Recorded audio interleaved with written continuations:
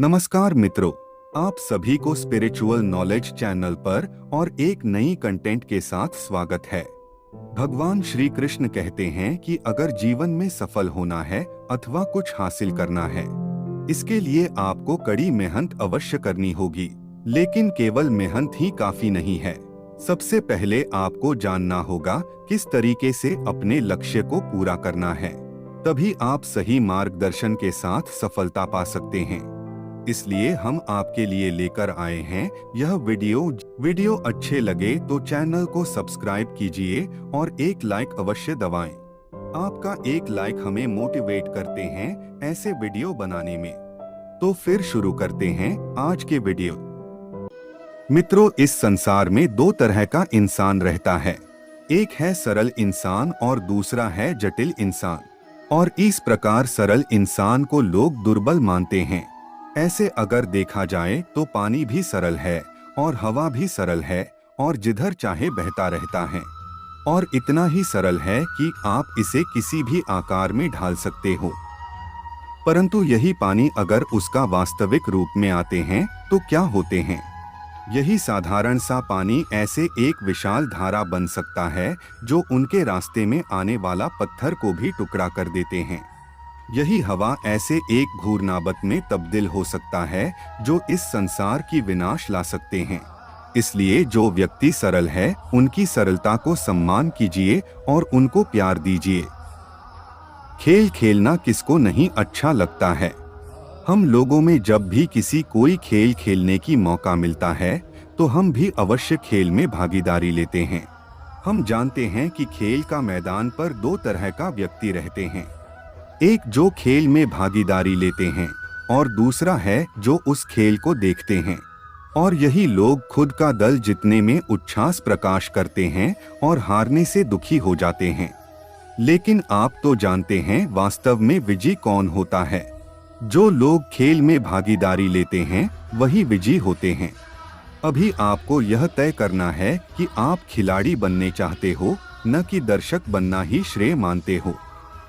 अगर आप भी जीतना चाहते हैं, जीत की आनंद उठाना चाहते हैं और उसका अंदर जो रोमांच है उसके स्वाद लेना चाहते हैं तो पहले आपको मैदान में उतारना पड़ेगा। और जीतने से पहले पराजित होने का स्वाद भी उठना पड़ेगा। विपक्षियों की चुनौतियों का सामना भी करना पड़ेगा। और तभी आप एक अच्छे खिलाड़ी बन पाओगे और आपको भी विजयी होने का मौका मिलेगा। ऐसा तो दर्शक बनना किसी के लिए भी सरल सी बात होती है, परंतु मैदान में उतारकर खेलना इतना आसान नहीं होता। उसके लिए कठिन तपस्या और मेहनत करने पड़ते हैं और तभी जाकर विजयी होने का पल को जी सकते हैं। और यह खुशी दर्शकों में बैठे कभी नहीं मिल सकता। इस संसार संगीत के सुर में व्यक्ति जन्म लेते हैं, बड़े होते हैं और पुरुषार्थ लाभ करते हैं और कुछ अर्जित करते हैं। अर्जित करना असल में है क्या?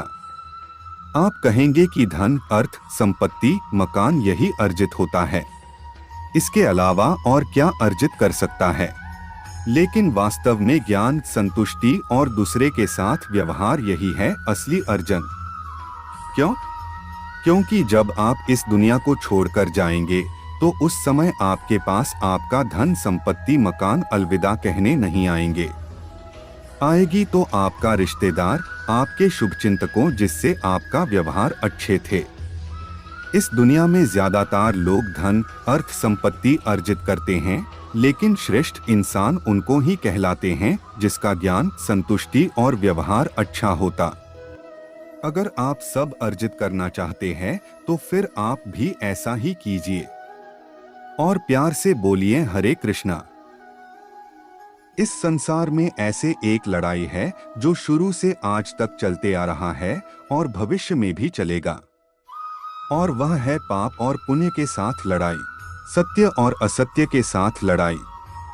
और इस लड़ाई में जो भाग लेते हैं हम उसका जयगान करते हैं।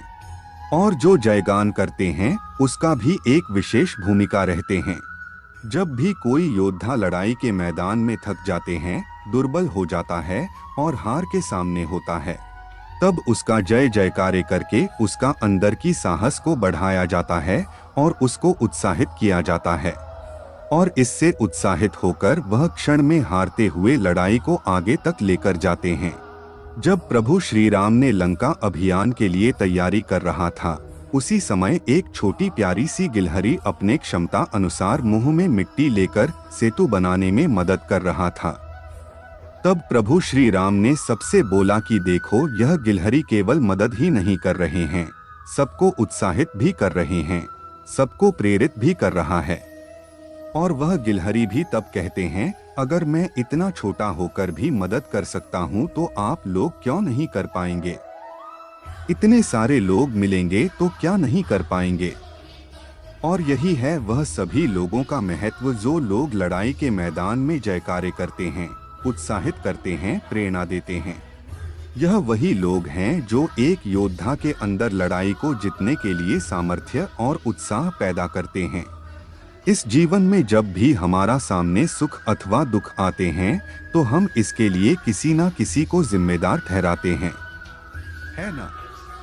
यह व्यक्ति मेरे साथ ऐसा किया, इसलिए मेरे साथ ऐसा हुआ। उस व्यक्ति ने अगर मेरे साथ ऐसा नहीं किया होता तो मैं भी आज उसी स्थान पर पहुंचते। पर ऐसा कुछ नहीं, सब आपका नजरिया के ऊपर निर्भर करते हैं। आप जैसे देखेंगे ऐसे ही होगा। अगर आप सही में ऐसे करते तो आप गलत है। आइए और प्यार से बोलिए हरे कृष्णा। सही बात बोले तो इस संसार में ढेर सारे अलग अलग इंसान हैं, और यह आपके ऊपर निर्भर करता है आप कैसे उन लोगों को स्वागत करेंगे। एक बार सोचिए, मैं मेरा दोनों हाथ सामने लेकर आया हूँ और दोनों हाथों का मुट्ठियाँ खोल दिया। अभी क्या होगा? दोनों तरह के व्यक्ति आएगा और कुछ न कुछ देकर जाएगा। और अगर मेरा मुट्ठी मैं बंद करके रखता हूँ तो ना कोई मेरे पास आएगा और ना ही कोई कुछ देकर जाएगा। अभी आप समझ रहे हो कि दो प्रकार का इंसान कौन है और क्या देकर जाएगा। अगर मैं मेरा मुट्ठियां खुला रखता हूं तो कोई अच्छे आदमी आएगा, वह मुझसे संतुष्टि, आनंद और ज्ञान प्रदान करके जाएगा, अच्छा अनुभव देकर जाएगा। और दूसरा तरफ कोई बुरा आदमी आता है तो वह खराब अनुभव देकर जाएगा, परंतु उससे भी मुझे कुछ सीखने को मिलेगा। लेकिन अगर मुट्ठियां बंद करके रखता हूं तो मुझे कुछ भी नहीं मिलेगा। देखिए, सबका जिंदगी ऐसे ही है, सबका जीवन में ही सुख दुख सब रहते हैं, अच्छा अनुभव भी है और खराब अनुभव भी है। अब ये निर्भर करता है आपके ऊपर कि आप किसको कैसे स्वागत करते हैं, आप किससे क्या सीखेंगे, किससे क्या अनुभव लेंगे और किसको जाने देंगे। और यही सिद्धांत आपका जिंदगी को निर्धारित करते हैं कि आपकी जिंदगी कैसे होगा। आइए और आनंद से झूमते हुए बोलिए हरे कृष्णा। यह एक कोरा कागज है और इसमें हम जो भी लिखेंगे वही इसका अस्तित्व होगा। इससे हम प्रेम के विषयों में लिखकर प्रेम पत्र भी बना सकता हूँ, माता पिता के लिए एक अच्छे संदेश भी भेज सकता हूँ, शत्रुओं को विषय में अपनी सेना के पास जानकारी भी भेज सकता हूँ, द्वारका की लोगों के लिए कुछ अच्छे संदेश भी भेज सकता हूँ। ऐसा जो भी लिखेंगे वही इसका अस्तित्व बन जाएगा। ऐसा ही है, अपना जिंदगी जैसे काम करेंगे वैसे ही हमारा व्यक्तित्व और अस्तित्व बन जाएगा। अगर आप एक अच्छे, उज्ज्वल, आदरणीय जिंदगी बिताने चाहते हैं तो उसका एक राज मैं आपको बताता हूँ। जैसे आपका बोलचाल है ऐसे ही आपका कर्म भी होना चाहिए। और जितना किया है उतना ही बोलिए और उतना बोलिए जितना किया है। अगर आप ऐसे करते हो तो दुनिया का सभी ज्ञानी व्यक्ति आपको सम्मान करेंगे। इसलिए आप ऐसे ही कीजिए और प्यार से बोलिए जय श्री कृष्ण। आप ऐसे छोटा सा चिड़िया को तो देखा होगा कि जब भी वह उड़ने का कोशिश करते हैं तभी वह मिट्टी में गिर जाते हैं, लेकिन वह हार नहीं मानते हैं, प्रचेष्टा करते रहते हैं, गिरते हैं फिर भी उड़ान भरते हैं और आखिरी में उड़ना सीख ही जाते हैं। आप एक शालिग्राम को देखा होगा, वह पत्थर पर्वत से टूट के गिरता है, बहते नदियों में ठोकर खाकर इधर उधर रगड़ते रगड़ते आखिरकार शालिग्राम के रूप ले ही लेते हैं। अभी आप ये सोचिए, अगर कोई पंछी यह सोचेगा कि मैं अगर गिर जाऊंगा तो क्या होगा, मेरा चोट लग जाएगा, मेरा पंख टूट जाएगा। सही में वह अगर ये सोचा होता, कभी उड़ना सीख पाते क्या? कभी नहीं। यही हम लोगों को सीखना होगा। पहले किसी भी चीज का शुरुआत करनी होगी। प्रारंभ अति महत्वपूर्ण विषय है। जब भी हम कोई भी कार्य आरंभ करते हैं तो पहले हम डर जाते हैं, लेकिन प्रारंभ नहीं करने से आप कभी जीवन में आगे बढ़ ही नहीं सकते। ऐसा हो ही सकता है कि कुछ प्रारंभ करने के बाद ही आप गिर जाओगे, बार बार नीचे गिरने लगोगे। अगर अब उतनी ही बार चेष्टा करते रहते हो तो एक ना एक दिन आप जरूर सफल होंगे। इसलिए शुरू करना ही सबसे कठिन होता है, लेकिन इससे डरने से भी कुछ नहीं होगा। आइए और प्यार से मेरे साथ बोलिए हरे कृष्णा। अगर मैं आपने खुद का आंखों में पट्टी लगाकर सर्वशक्ति प्रयोग करते हुए किसी भी दिशा में छूटते हैं तो क्या होगा? किसी भी चीजों से टक्कर लग सकते हैं, चोट लग सकते हैं, गिर सकते हैं, है ना? अर्थात यह निश्चित है कि ऐसा हमें नहीं करना चाहिए। लेकिन आज का दुनिया में ज्यादातर लोग ऐसे ही कर रहे हैं। न किसी काम करने से पहले उसका विषयों में पूरा ज्ञान एकजुट करते हैं, न ही उसकी भविष्य के बारे में सोचते हैं। खाली इतना ही ध्यान रखते हैं, यह काम करने से कितना पैसा मिलेगा और कितना नाम होगा। बस बिना कुछ सोचे आगे निकल जाते हैं, और यह सही नहीं है।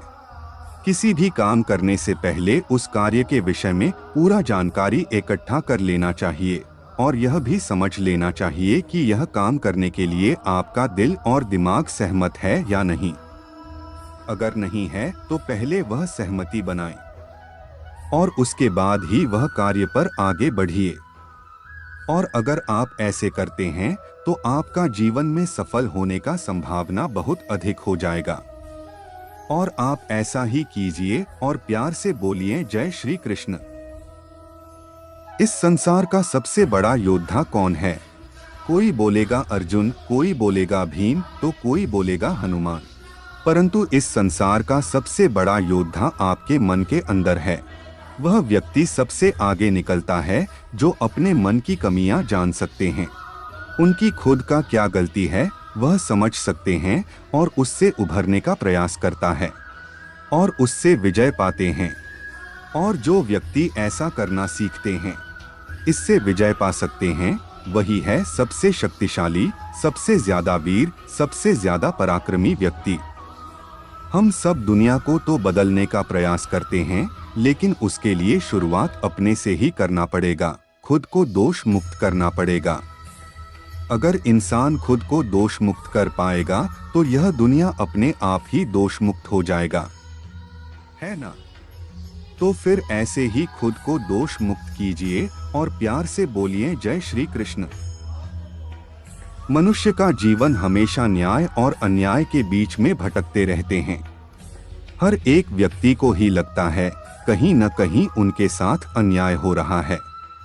कोई बोलता है भाग्य मेरे साथ अन्याय किया है और कोई बोलता है यह दुनिया मेरे साथ अन्याय किया है।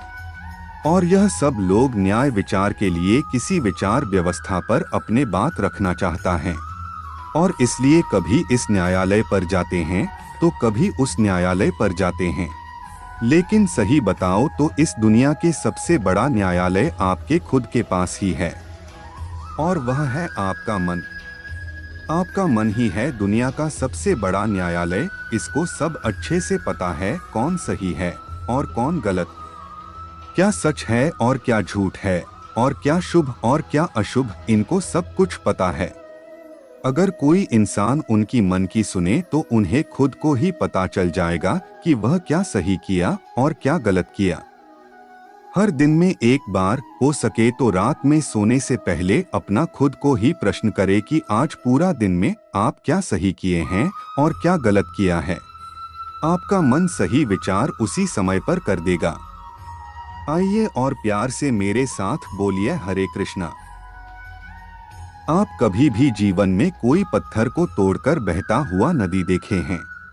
पत्थर भी नदी का सम्मुख में अपने सर झुका लेता है। पत्थर नदी को रुकने का तो कोशिश करते हैं, लेकिन कभी सफल नहीं हो पाते। यह नदी इतना ही ताकतवर होता है, लेकिन इसका शुरू कहां से होता है? दूर में काई पर्वत का शिखर में बर्फ पिघलने से एक बूंद पानी टपकती है। इसके बाद वह एक एक बूंद मिलके धारा बनते हैं और शक्तिशाली होकर आगे बढ़ते रहते हैं, और इतना ही ताकतवर बनता जाता है जो इसके रुकना नामुमकिन हो जाता है। परंतु यह नदी इतना ताकतवर बना कैसे? उसका आने वाले रास्ते पर जो रुकावटें आते हैं वही उसको इतना ताकतवर बनाते हैं। इसलिए अपने जिंदगी में भी समस्या आती रहेगी। समस्या से डरकर भागने से नहीं होगा, हिम्मत करके उसका सामना करना चाहिए। हमें पूरा शक्ति और समर्थ के साथ आगे बढ़ना चाहिए, तभी हम सीख सकते हैं और तब हम आगे बढ़ सकते हैं। ऐसे ही जिंदगी में आप अगर कुंदन बनने चाहते हैं तो आपको ज्वलना सहन करने ही पड़ेगा। तो फिर प्यार से बोलिए हरे कृष्णा। यहाँ है गुलाब का फूल और इसे हम सभी पहचानते हैं, और यह दुनिया में सबसे प्यारा फूलों में से एक है। यह फूल देखने से भी सुंदर है और इसका खुशबू सबसे प्यारा है, जो दूर से भी सबको आकर्षण करते हैं। इतना सुंदर फूल, लेकिन इसे अच्छे से देखने से पता चलता है कि इसका नीचे नुकीला कांटे हैं। इसको देखकर सब यही सोचते हैं कि ये प्रकृति का कैसे नियम है, जो इतना अच्छा, इतना सुंदर फूल के नीचे बिना कांटे का नहीं हो सकता। यही है जिंदगी का सच। हमारा मन का अंदरूनी हर एक सद्गुण भी ऐसे ही गुलाब की फूल की तरह, जिसका सौंदर्य और खुशबू चारों तरफ फैल जाता है। सभी इसको सौंदर्य को देख पाते हैं और खुशबू को अनुभव कर सकते हैं। इस तरह जीवन का अच्छाई को बढ़ाने के लिए भी कितना संघर्ष, कितना कठोर तप करना पड़ता है, तब जाकर एक अच्छा जीवन बन सकता है।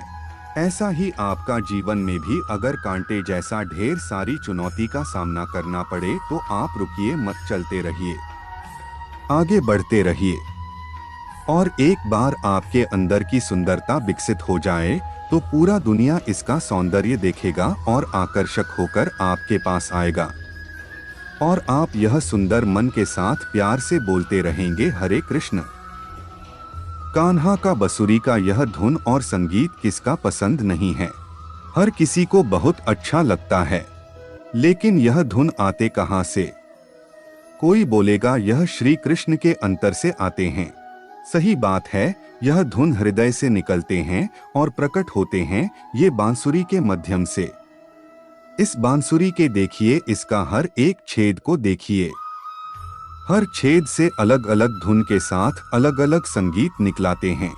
अभी जो व्यक्ति इन सारे धुन और संगीत को समझ सकते हैं और इससे पारदर्शी है, उसी का कंठों से ही इतने मधुर गीत निकाल सकते हैं। और जीवन के साथ भी कुछ ऐसा ही होता है। जीवन में भी कुछ नीति रहता है, जैसे अर्थ, आत्मीयता और आध्यात्मिकता। और जिंदगी को भी मधुर संगीत की तरह बनाने के लिए यह तीनों के समझ आवश्यक है। आइए और आनंद से झूमते हुए बोलिए हरे कृष्णा। वीडियो अच्छे लगे तो लाइक, शेयर और चैनल को सब्सक्राइब करके सपोर्ट कीजिए। आपकी सपोर्ट हमें ऐसे वीडियो बनाने मोटिवेट करते हैं। मिलते हैं अगले वीडियो के साथ। अच्छे रहिए, खुश रहिए। जय श्री कृष्ण।